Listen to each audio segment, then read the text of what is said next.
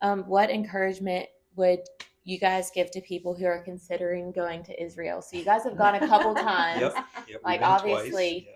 Yep. our hearts go out to what's going on in Israel right now. Absolutely. Not recommended at the moment. No, definitely. There are people that are going. There are, yes. There are. Yes, you can still go to still Israel, go. believe it or not. Wow. It's a little bit more restricted, the places you can go, but you Yeah. can still go. We've chosen not to. Yes. Yeah. We went in 2017, 2019, pre-COVID, and then we had another trip scheduled, but COVID and everything else. And Well, the last trip that we had, yeah. the last trip that we had scheduled, actually, we would have been there when all of that broke out. Yes. Wow. Yes, that was our intended, then we knew, time. And then with things that were happening, it just didn't seem like we didn't know why. It's like we have to have a certain amount of, participants to attend at a certain price because we want it to be affordable for people.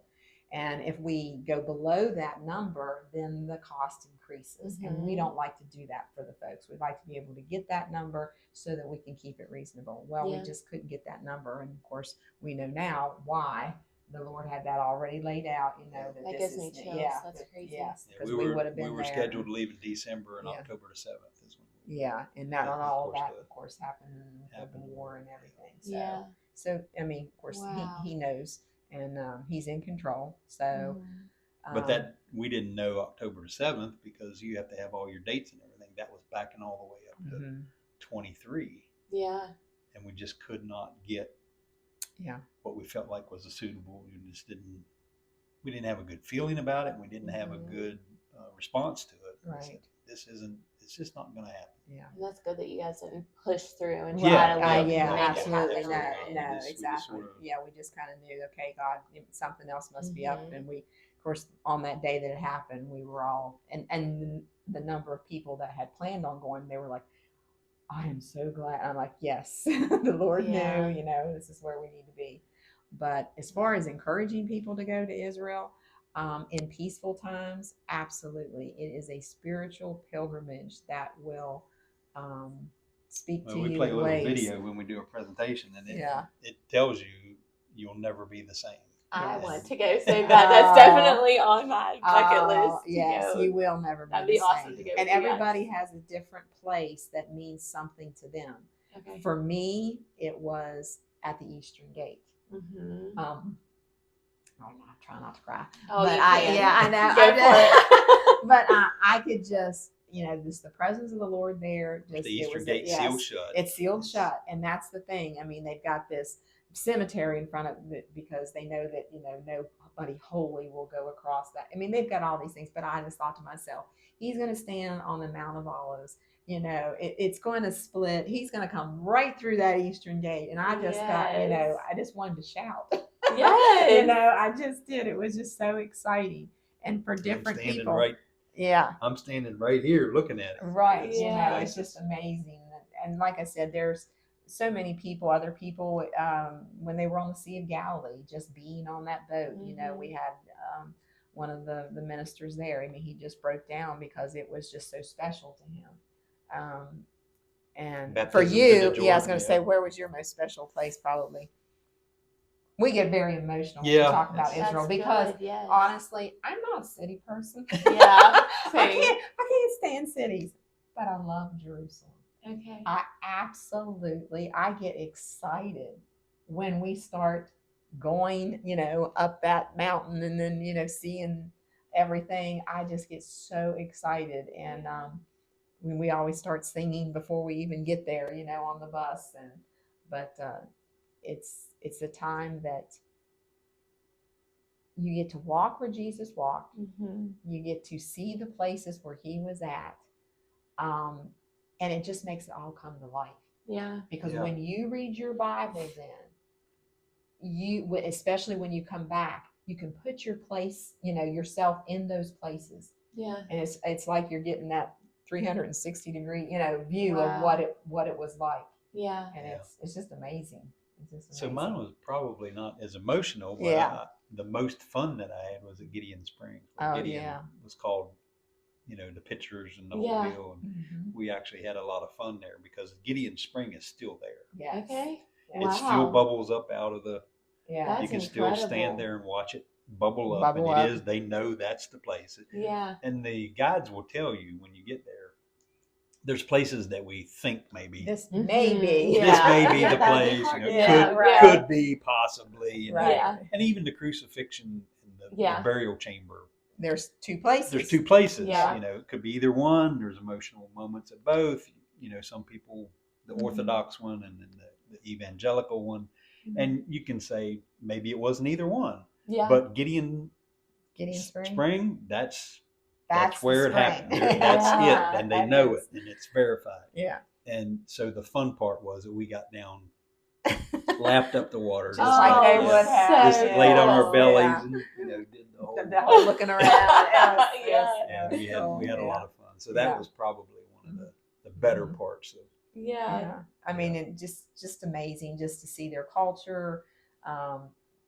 The progress. The progress. My dad went back in the 70s, and when I showed him pictures, he's like, "This is like a different land." They went in '99. They took a group in '99 as well, and even from '99 to when we went 17, it was a huge. That's crazy. And so when it talks about in the Bible that it becomes, where it blossomed, in the desert. In the desert, it is blossoming, and the technology and everything that comes from Israel that we use today, they're the ones who invent a lot of these things.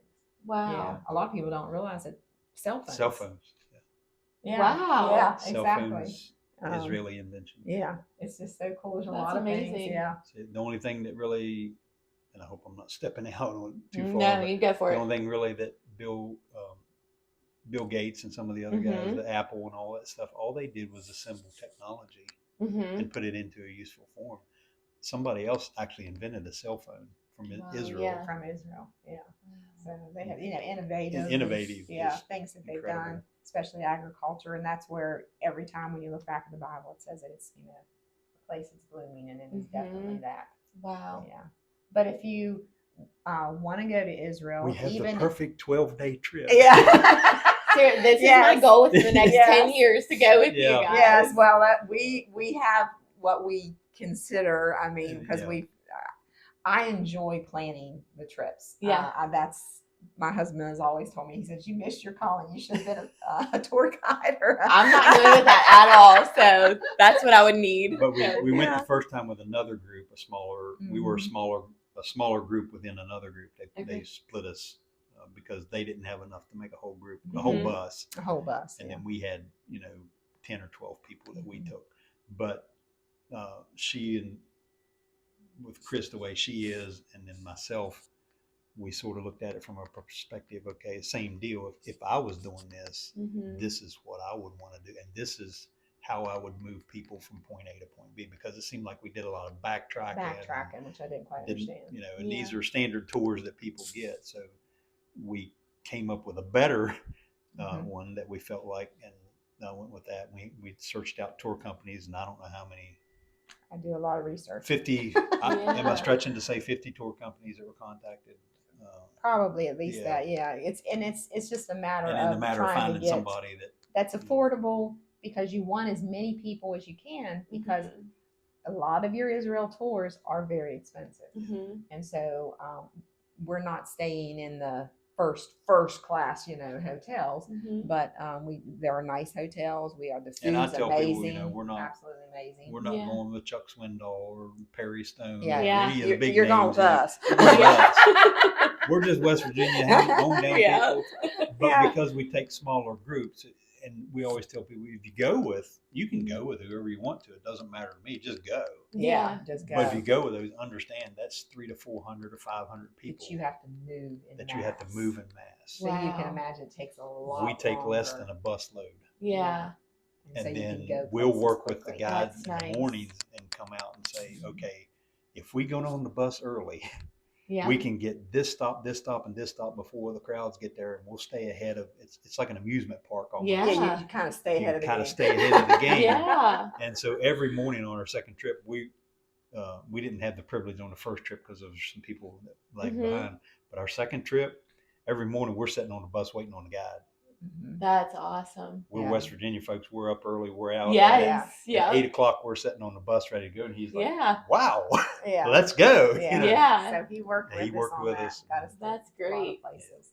But one of the things that I would like to do, this is one of my goals eventually, is to actually go and do a work program there, because they do offer that. Okay. Minimum amount is 3 weeks. You can stay up to a year if you want to. At a kibbutz or in an agricultural area. Plant trees. I've got a couple contacts that wow. I told, we've talked about it, that maybe when he retires, that would be our trip that we could do. And if we wanted to take others too with us, that would be great. Yeah. But actually to help the people in Israel in that way, that we can actually be productive. Plant trees, harvest fruit, whatever needs to be done. That's amazing. Yeah. So that's kind of what I'm gearing up to. Good for you. To think about I can't wait to in the hear about future. all of it. Yes, that's amazing. But the big thing right now, pray for the peace of Jerusalem. Yeah. It's Psalm 122:6. Pray for the peace of Jerusalem. Yeah, absolutely. So you guys are involved in Joseph's ministry, right? Mm-hmm. So how did you guys learn about that? And then how can people be a part of that? Well, we learned about that basically about in 2014. Around 2014. Just watching. A lot of expansion of prophecy. A lot of things started coming out. Prophetic things. Mm-hmm. People not predicting the future, but it was more of a lot of dreams, a lot of revelations, a lot of inklings of the Spirit, things like that, that things aren't going to get better. Yeah. And so actually, if we're allowed to say, it was the Jim Baker program, which I know he's a controversial figure. Okay. But he started a ministry called the Joseph Ministry, and it's based on the fact that God gave Joseph the command for 7 years. You get ready for the next 7. Yeah. For times of lean times. For lean times and hard times. And that really sort of struck us, you know, and we got to thinking about it and talking about it, praying about it, and what would God have us do. And then we came to realize, I said, collectively, I guess, as a church and leadership and ourselves as ministers, we just felt like people didn't know how to prepare anymore. Yeah. And it's something that, when I like to tell stories, but her grandmother, when she passed away in her old house up in Oakland, Maryland, she had canned cherries down in the basement and canned peaches down in the basement that were from the 50s. Oh, wow. And they opened them up and they were still good. Still good. Yeah.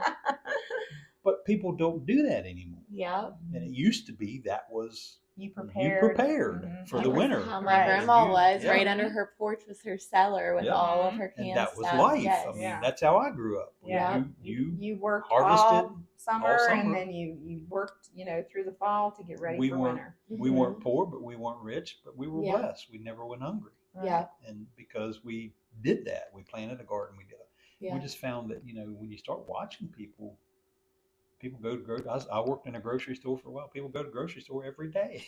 Yeah. And there is no preparation. And so we just felt like it was something that was, number one, missing from our culture. And number two, something that God was calling us to be aware of and a part of. Yeah. And so I don't know how many people know this or how many people are aware, but we bought a whole truckload of food. Okay. Long-term storage food. Good for you guys. And this was food. And I'm talking about a tractor trailer load. Yeah, this was food that was given to our members of our church. Yeah. Just as a base. In other words, this is something. Salt, flour, sugar. This is something for you to build on, and now it's up to you to also add to that. Or nowadays we're called preppers. Yeah. That's what we are. And for a lot of people, what are you prepping for? Inflation. Yeah. The price of food. When war breaks out, and I don't say if war breaks out, I say when war breaks out. Tornadoes, hurricanes, things happen to the supplies. Supply chain. Such a fragile economy. It takes just one thing that it could all. Our local food line, they'll tell you they have for this community, 3 days 3 worth of days food. worth of food. Wow. So if something Let somebody bad, say winter storm and go to Food Line. Exactly. Yeah, right. Yes. Watch the shelves get wiped out. So well, and just think about what it was like during COVID. Oh yeah, it was And crazy. you would go into stores and there would be just shelves that were completely empty Yeah. because of that affected the supply chain. And so we don't know what we're going to be facing, but we want to be prepared. Now, it's not just about, it's just about us. No, we're telling our people to be prepared to share. Yeah. That's what Joseph did. Yes. That was his whole, plan. God gave him that plan. His own people, his own people and other yeah. people too as well. And that's what we at Little Capon, we actually have an emergency preparedness team. Good for you guys. Yeah. And through that team. And it's geographical. Yes. We tried to break it down, okay, this bridge is crucial. If that bridge goes out, then everybody on that side of the bridge, say in Pleasantdale, everybody that lives east of Pleasantdale then has to be a part of another group because they can't get across the bridge to get. Is that right? Scared thinking? No, it's just practical. Yeah, things happen because we don't know. Yeah, I mean, we saw what happened in Haiti after the earthquake. Yeah. And how that completely changed those people's lives, that they were living in tents for years. Yeah. And so we don't know what we're going to be facing. And I think that had an influence on what we went to, seeing the devastation in Haiti, going there months after, the earthquake happened January 2010. Yeah. And we were boots on the ground there in May. Wow. So it was eye-opening to see what an effect that had on their economy and their culture and their structure and everything. And I said, man, if something like that happens back home, what would we do? Yeah. Because people don't know how to do that anymore. So it's embarked upon a whole journey for our church and others too, we just want to be a light in our community so that when people are in need, that not only would we be able to maybe share a cup of rice with them or a cup of beans, whatever that we have, but we're going to share the gospel too. Yeah. And that's just one of the ways that we can do that. Yeah. Yeah. And I think you guys are doing an awesome job being a light, like in the community. Yeah. That's great. So how would you guys encourage people to practically share their faith? I think we talked about this last night because we knew that was and that's probably one of she says it's easy. I say it's hard. Because practically a lot of people don't want to hear about it. And so I think it's more about what we do than what we say. Yeah. Sometimes you're the only Bible that some people ever read. Yeah. And so you have to be that example. You've got to be a living example, showing them the love of God through kindness. And, I talked to my Sunday school class about this on Sunday, and Micah talks about that what we're supposed to do is to, have mercy and kindness and be humble before the Lord. Yeah. I said, when we do those things, we're not only honoring God, but we're making an impact. And that stands out in our culture today. Yes. Yeah. As I was thinking about this too, like just being able to pray for people, like just within the past week. You talk to people when things go wrong in your house, like our washing machine, and then the dog chewed the internet cord. So I talked to somebody about the internet, and he was from, I'm going to forget where, anyways, he was in another country. And I was, he asked me what my name was for the information, and I went to spell the last name, and I was like, sorry, it's kind of like a hard one. He was like, oh, do you know what Sarah means, like in Arabic? And I was like, no idea. And I think it was like joyful and happy, something along those lines. And I was like, oh, that's really cool. He was like, yeah, I learned that. I read a lot of books. And I was like, oh, me too. I love reading. He was like, well, what's your favorite book? And I was like, glad you asked. It's the Bible. And he was like, I was like, it just, helps me to learn about like God, and he created us, and just how to live my life for him. And he was like, oh, well, what's your favorite like chapter or book in it? And I said, Romans. And then I was able to share with him like, So the Gospels is when Jesus lived here on this earth, and it's Matthew, Mark, Luke, and John. And then if you want to learn about like after Jesus ascended to heaven, he gave us the gift of the Holy Spirit. So like Acts talks a lot about the Holy Spirit. Foundation of the church. Yes. Yes. And then Romans is next. And I said, like, I was just walking with I have a teen girls group that meets at my house every Wednesday. And we are reading through Romans 12, and it's the marks of a true Christian.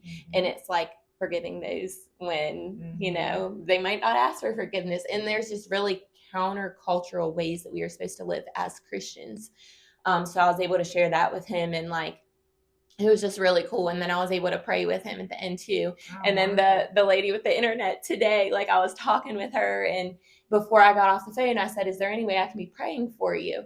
And she was like, what? Like, I think I misunderstood you. And I was like, is there like pray to, she was like, what do you mean? I was like, well, like pray to God. Is there anything you want to thank him for or ask him for?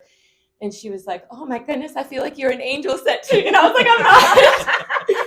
So she had just got out of the hospital. She has some like serious just battles with her mind that she's struggling through right now. So I was able to like pray with her over that and pray. And I asked, do you have a local church that you go to?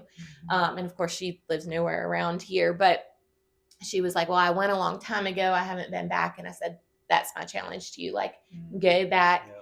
Like, obviously take those anxieties, take them to God first, but like find at least one trusted person within the local church, like to be able to talk to. So she was like, I'm going to do that. Like, she was so excited and she was so grateful, but just, and then I prayed that, I know it sounds crazy, but like, I do pray for God to just give me opportunities. I prayed with a man in the doctor's office today. Both my kids are sick. My son just cut 4 teeth, and I was worried about him having like an ear infection. And he was like, oh, it's been a while since I've been around little kids. And I was like, yeah, they're fun. They're a lot of work. They're fun. Because I had a kid that I was babysitting with me today too. So 3 that were like 3 and under. And he was like, yeah, I don't know if I'll ever be able to see my kids again. They're grown now. And I was like, I'm really sorry to hear that. And he got to talking about his story. And so before he got called back, I said, can I pray with you over those situations? So I was able to pray with him. And it's just like, I think that's a huge way. Like, it's not that I sat him down and I was like, if you accepted Christ, like, you know, but just, you were willing to do that. Yes. And that's the thing too, is a lot of us, we may be placed in the same type of situations, but we're too timid. Or, you know, one of the things that I even have in my prayer journal all the time is I pray that when I do get the opportunity to talk to somebody, that he'll give me the words to say. Absolutely. Because I think that's the biggest hang up for a lot of people is, I don't know what to say to them. You know, and even for me, a lot of times I'm like, oh, I'm not sure what to say, you know? Yeah. But just to be there and to listen a lot of times, just like what you did. Yeah. Interacting with them in conversation, and you find out what their needs are and what, you know, and their struggles that they're going through. Yeah. And then you were able to minister to them. So that's wonderful. Yeah. And a big part of that is like, when I don't always do this perfect, but like I try not to get my phone out in places, because if I were looking down at my phone, that interaction would have never happened. That's or like talking with the person on the phone. Like, there was times where I was frustrated because I was like, this has been an issue since August 1st. Like, it was supposed to be fixed a long time ago, but I could have chosen to like be snippy with them, or I was like a light to them. Like, they deal with that stuff all the time. So like, God just opens those doors when we are able to like fully be present and like care about the people that he has placed in front of us.